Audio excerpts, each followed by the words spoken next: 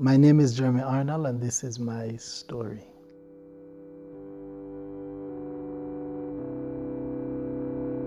I am one of 13 siblings. My mother was 5 months pregnant with the 10th child at that time when she was taken into a premature labor. She was taken to the hospital where she met the doctors who knew her well. She would have been there every year given the age range that we have. Upon reaching the hospital, the doctors realized that she was about to give birth. She was only 5 months pregnant, and the doctors delivered the 5-month-old fetus and threw it in the garbage can. Because at that time, technology wasn't at a place where it is now currently. The doctors, they wouldn't seek to waste time and energy on something that have no life. And my mother was then discharged from the hospital. She was sent home to attend to her 9 other kids. Now, bear in mind, it was her alone. Our father was not there, he was absent. And they discharged her from the hospital, and she would return back to the garbage can, where she looked and she found her fetus, her baby. And she took a rag from her pocket and she picked up her baby, put it in the rag and put it in her pocket, and she went home. Upon reaching home, greeted by 9 hungry kids, she took the dress that she had on off and she placed it in a tub of water that was there. She went inside, she attended to everybody, and somebody asked, "Mommy, what about the baby?" And then she remembered that the baby is in the rag, but the rag is in the pocket of the dress, and the dress is in the tub of water.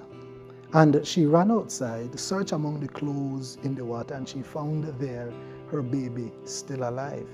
And she said she heard a voice saying, "Go and stand with it out in the sun." 8 days after, however, the fetus took very ill, and she had to take the fetus right back to the hospital.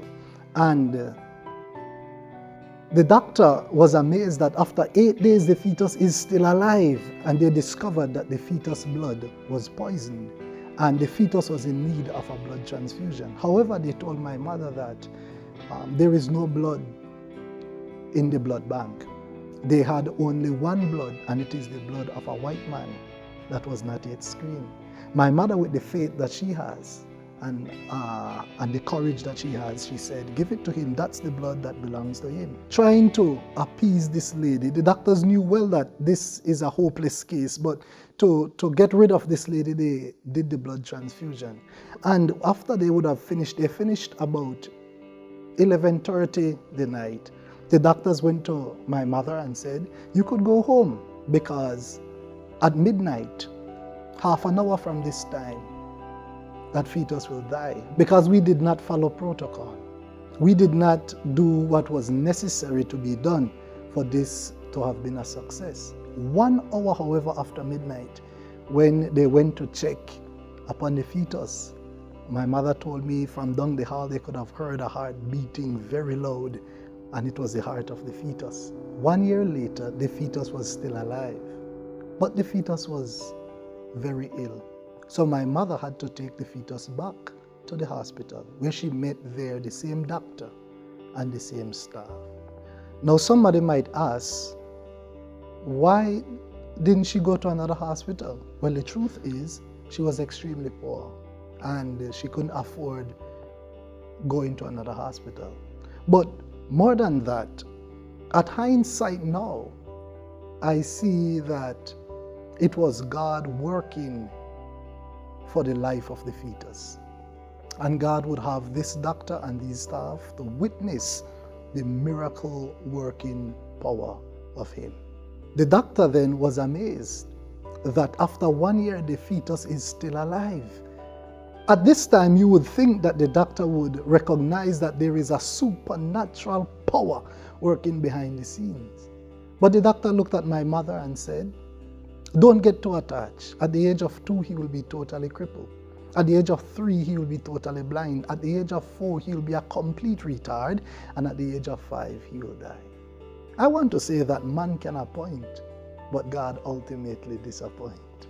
At the age of 6, the fetus went into primary school, not with a cane, because he wasn't blind, not in a wheelchair because he wasn't crippled, and he wasn't placed in a special section because he wasn't a retard. As a matter of fact, the fetus aced every subject in primary school, went on to high school and to junior college. And I want to tell you that that fetus happens to be me today. Currently, I am in Jamaica studying at the Northern Caribbean University. Maybe you might have been rejected or thrown in a can like I was.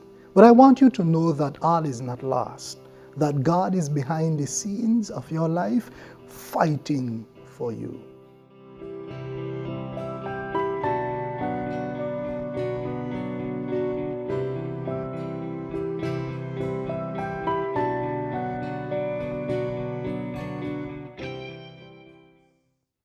You want me to bridge that?